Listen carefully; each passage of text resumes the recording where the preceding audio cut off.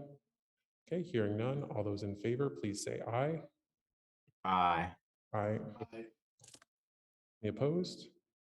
That carries unanimously, and we have our agenda, which brings us into the meeting itself. And so what we'll do is we'll get started before we get into the public hearing item itself.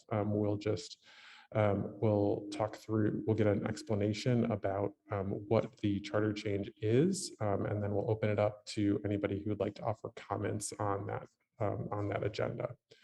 So I'll go to City Attorney Richardson. Are you able to just please offer a brief explanation of the charter change that's being put on the ballot?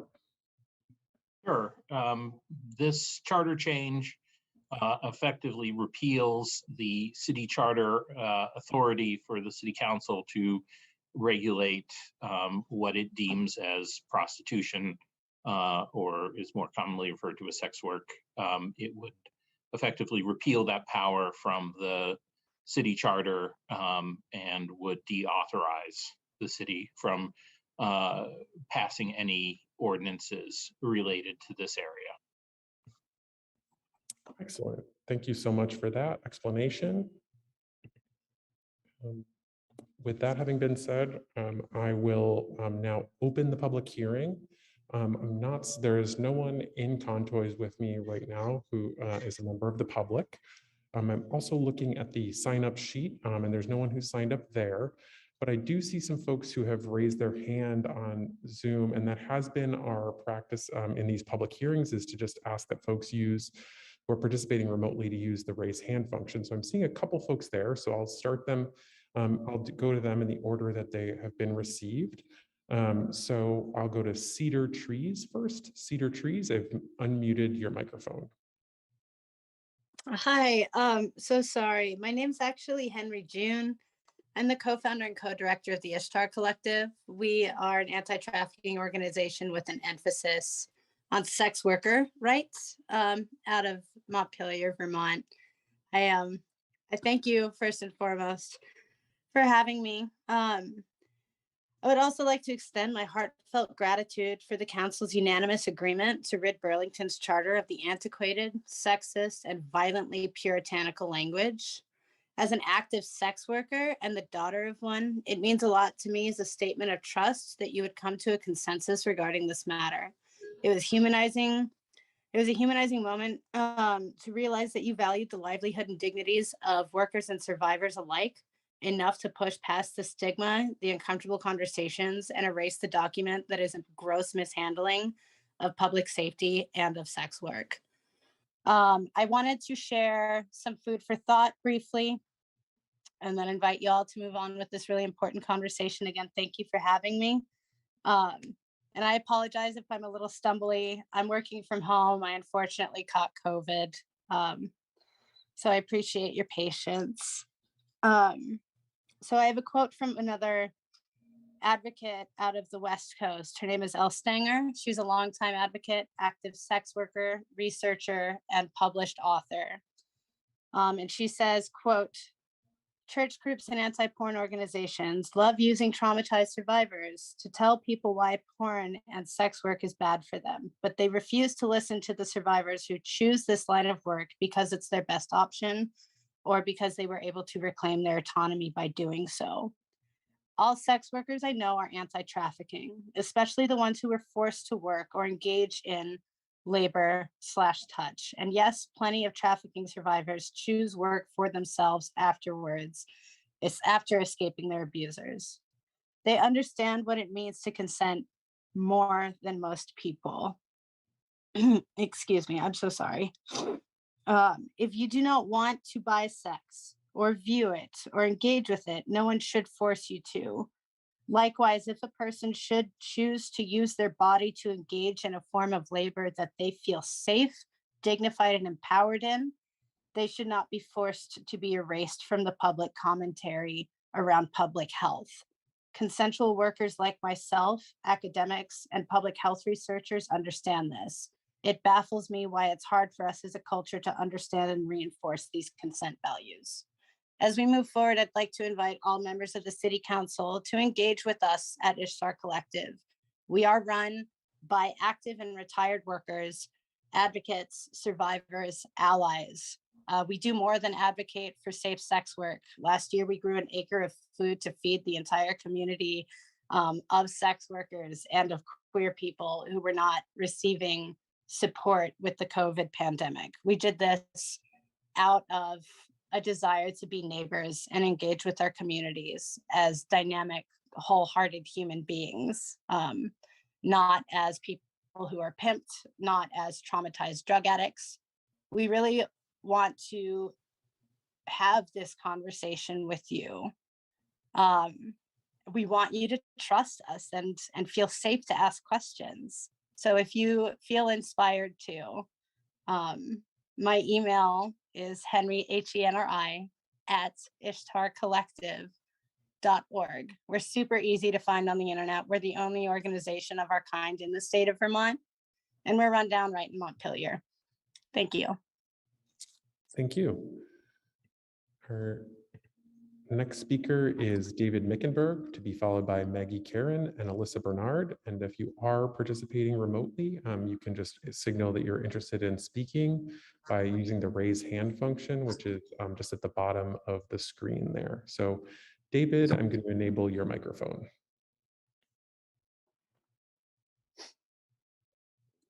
Can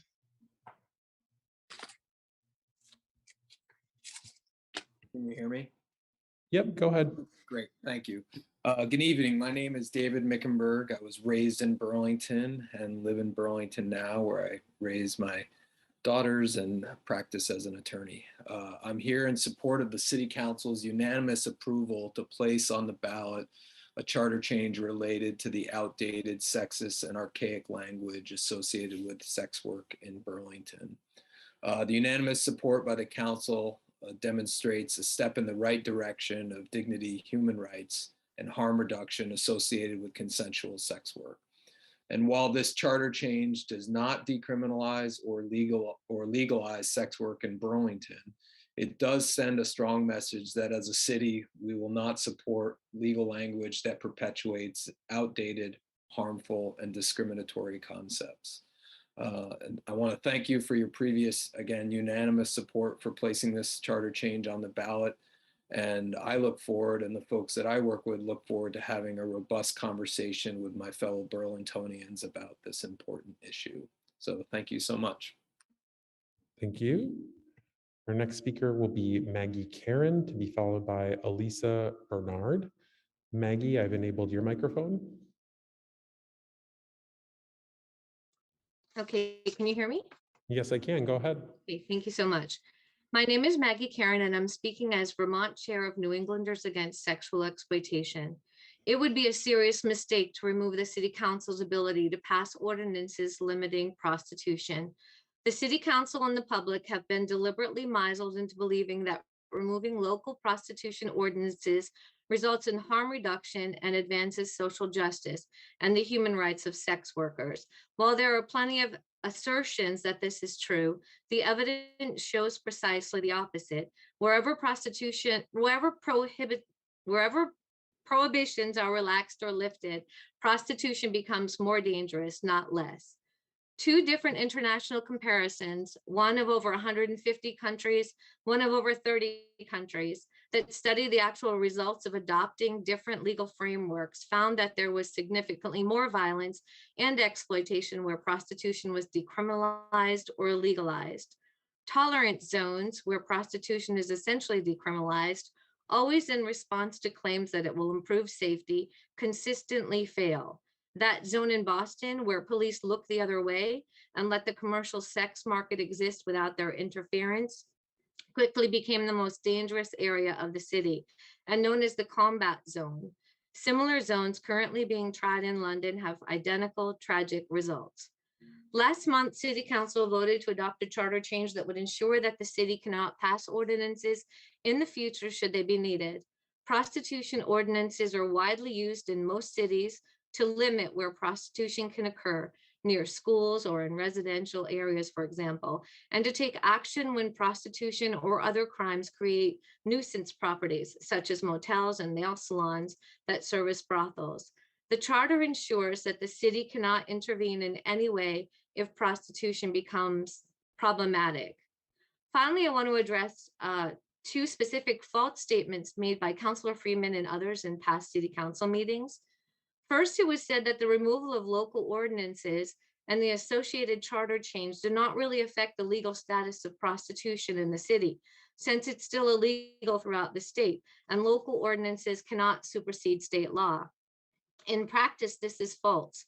Burlington police have stated that prostitution in the city was decriminalized and that they no longer enforce prostitution laws.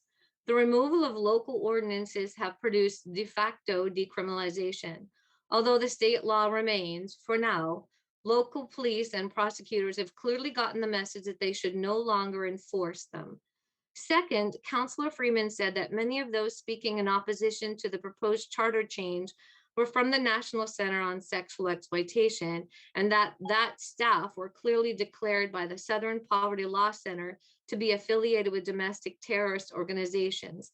Both statements are demonstratively absolutely false. Just one person at the December City Council meeting where the charter change proposal was passed spoke in opposition. Most of the opposition was from survivors of commercial sexual exploitation that have no affiliation with NCOSE. Thank you. Thank you. Our next speaker is Elisa Bernard. And I don't see anybody else who's raising their hand. If you are interested in speaking just to this issue, let me be clear, it's just for the charter change, so nothing else. Just the charter change is what we're speaking on. You can use the raise hand function, which is at the bottom of the screen.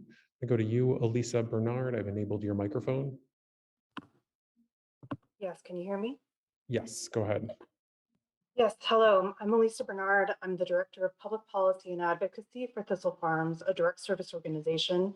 We've been serving survivors of prostitution and trafficking for 25 years, and our national network includes organizations from across the country, including many in New England states. And today I'm speaking on behalf of 32 survivors of trafficking and prostitution like myself, who opposed the decision of the Burlington City Council to repeal the archaic language without replacing it with a better language regarding prostitution. I would like to read the following letter on behalf of these survivors. If the Me Too movement has taught us anything, it is that the voices of survivors should be heard, respected, and believed. In the past month, survivors of the sex trade have stepped forward and provided testimony during the Burlington City Council meetings. We have spoken up against the city's choice to repeal all language in your ordinances and charter with regards to prostitution, but instead of listening to survivors, our voices have been dismissed. Perhaps our words were not heard because many of us identify as sex trafficking survivors, and you're likely wondering what prostitution has to do with sex trafficking. So before you come to a final vote, we need you to understand that prostitution has everything to do with trafficking. Trafficking exists because there is a demand for commercial sex. When that demand is normalized through policies, or in this case, abolishing policies, it outpaces the supply, loosening policy, and creates easier on-ramps into the sex trade for those who are already marginalized among us. You can be sure it will not be wealthy, upper middle class white women flocking to the sex trade for chances to feel empowered. It will be women and girls of color, impoverished people, indigenous people, and trans women who have to enter the sex trade. So to be clear, we want those sold in the sex trade to be decriminalized and provided with exit services, not criminal penalties. But we also want to make sure that those who are causing harm, pimps, brothel owners, and sex buyers, that they are held accountable for the devastating harm that they do cause. By erasing the language that prohibits sex buying and operating places of prostitution, you are opening the door in Burlington to those who wish to exploit others. And by failing to add language that prohibits these behaviors, you put people just like us in harm's way. And prostitution didn't help us overcome economic and social inequities. Those inequalities just forced us to choose the sex trade out of a set of very crappy options. Regardless if we're trafficked or entered the sex trade by choice, the system of prostitution caused us long-term harm. And as the victims of the very violence you are considering giving a free pass to, we hope you will hear our voices. Sincerely, 32 survivors of the sex trade. Thank you so much for your time. Thank you. All right, I don't have anybody else who's using the raise hand function virtually, and we still don't have anybody here in person who's interested in speaking. Again, if you are interested, you may use that raise hand function. Going once, twice. All right, we will go ahead and close the public forum on this item, which means we're at item 3, which is adjournment. Is there a motion to adjourn?